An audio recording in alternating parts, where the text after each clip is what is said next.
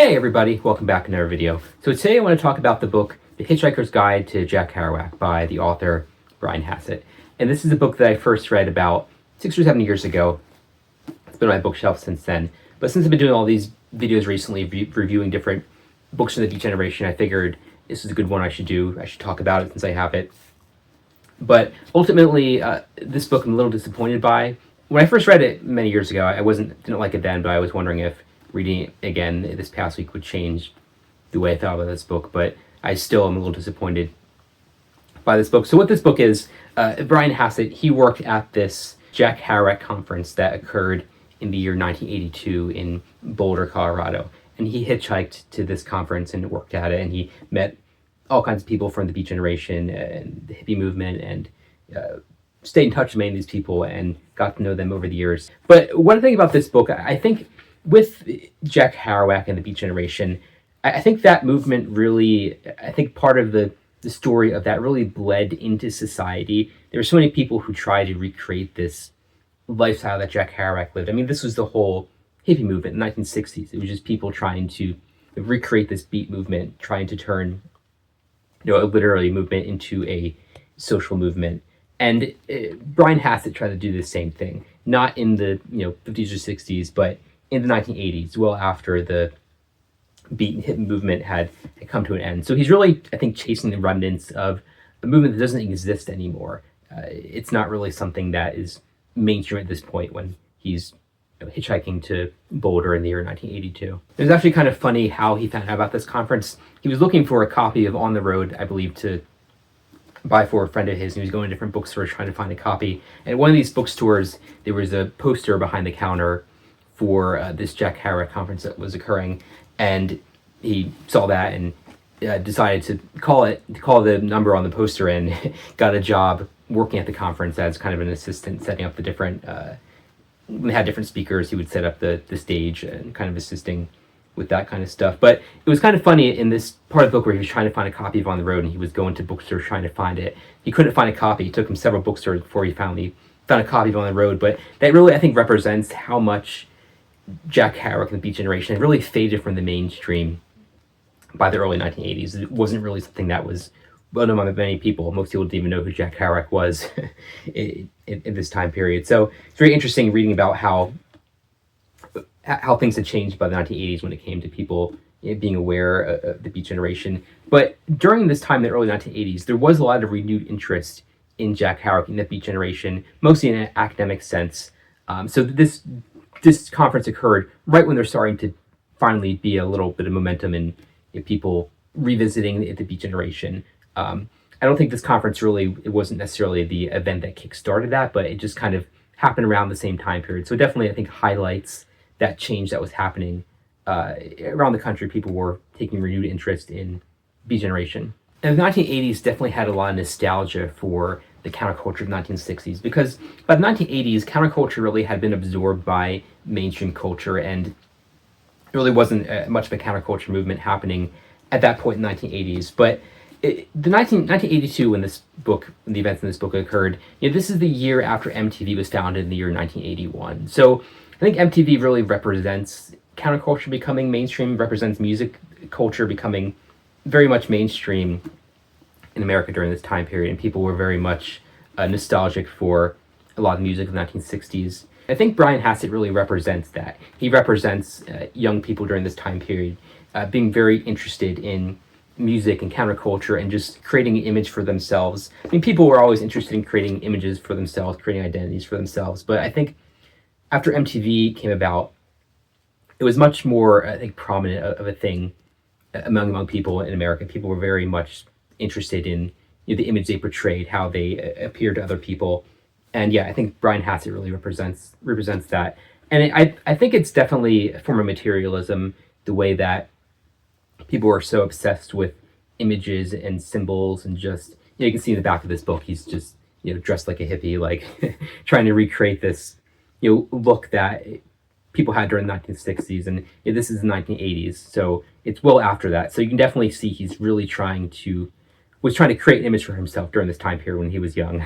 But yeah, I think just there was a lot of materialism in the 1980s. Counterculture had kind of merged into this materialistic form of counterculture just became mainstream during the 1980s, and that's kind of the vibe that I get, that he was, part of that lifestyle during that time period.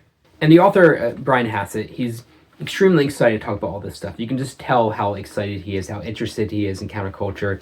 You just feel this excitement coming off each page as you read it. You just know he just loves talking about this kind of stuff. He could talk forever and ever about everything that he talks about in this book. But at the same time, there's a sense of excitement. It also comes off as a little cringy, the way that he talks about meeting these people and how excited he is to know these people.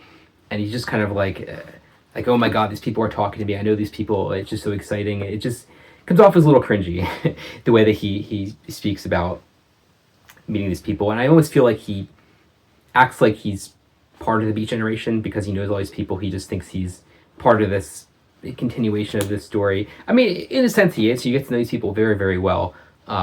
He becomes very close with many of the people from the Beat Generation, from the hippie movement. So he does get to know them, but he's just extremely excited to talk about it, and it just comes off a little cringy at some parts.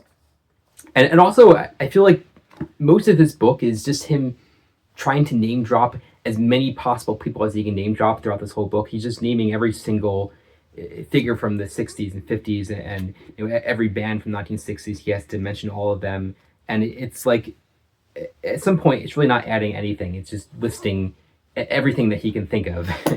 And it's a little, I think, strange in some parts. But he meets so many interesting people at this conference. It's a once-in-a-lifetime opportunity to meet every living person from the Beat Generation, but I just feel like there's not really much noteworthy things he has to say about these people besides that they were cool or awesome or really fun to talk to. Like, there's not much insight into who these people were, what they were like, today versus who they were in the 1950s. And just in general, he doesn't really add much to the history of the Beat Generation or anything in general. He just repeats all the same talking points, all the same history that really anyone who's going to read this book already knows. So he's not really adding too much really to anything. And there's so many quotes in this book. There's just like paragraphs of just quotes, and I think it just kind of takes away from the writing quality when you just have paragraphs and paragraphs of just quoting people. And I've said before that I think relying on quotes in your writing is just kind of a sign of a weak writer. I'd much rather hear the person has to say, hear what they have to say about it, not just quoting verbatim what other people said. So it might just be a personal thing, but that was a little distracting for me as I read this book. But yeah, and also, this book was written decades after he went to this conference.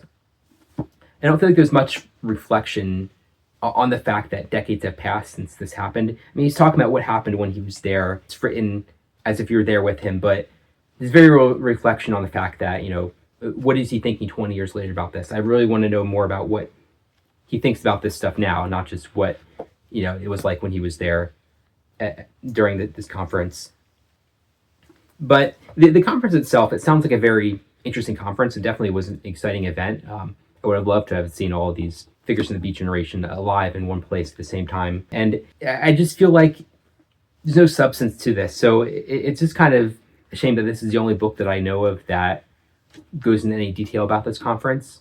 I would love to read another book by a different author about this, just to see what other people have to say, just to get a more well-written account of this conference. And overall, it's not a very well-written book. You can definitely tell that it's self-published. It really wasn't reviewed by many people who were very critical of his writing. There really wasn't much editing, I don't feel like, in this book. It's just not very well-written. And Brian Hassett, he has other books about the Beat Generation, about hippies, about this time period that he's written. But after reading this one, I don't really have an interest to read any more of his books.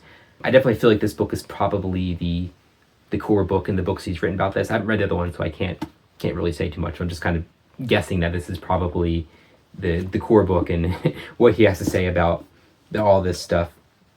I have seen he has some YouTube videos where he speaks at different events. He talks about his experiences, which they were pretty good videos. But I feel like he's definitely more of a speaker than a writer. This book comes off very much like it's very conversational in the way that it's written, not in a good way. You just feel like he's just kind of he talks a lot about that kind of stuff, so he just wrote about this, the way that he speaks about this stuff, and just kind of threw this together just to put it in a book format. But I think definitely his strength is probably as a speaker than as a writer. But yeah, overall, like I said, it's definitely an important chapter in the history of all this stuff. Just reading about what he was doing during the 1980s, definitely chasing this Jack Kerouac dream. I think it's just very reflective of that time period, what people were doing then, who were interested in this kind of stuff.